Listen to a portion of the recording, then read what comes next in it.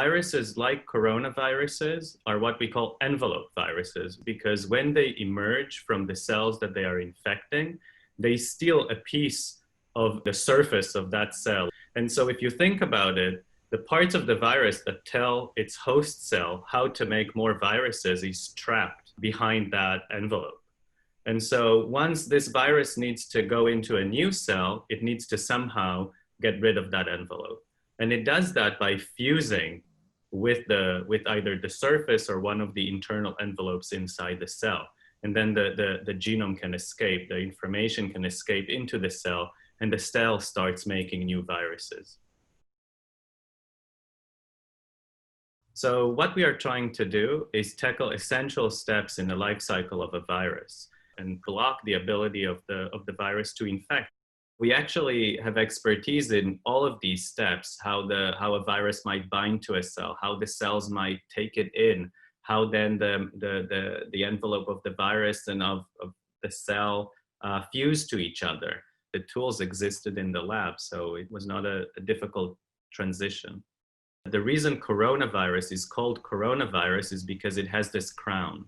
This crown is made out of a protein called the spike. The spike protein is the protein that mediates all of these steps. So that's the protein that we are putting on our pseudovirus. You can imagine that working with a real life virus can be quite challenging. So what we are generating is a pseudovirus. It's a virus that will carry on its envelope the key protein, the key component that mediates these steps. However, this virus is not able to replicate. And instead of making new viruses, the cells start emitting light.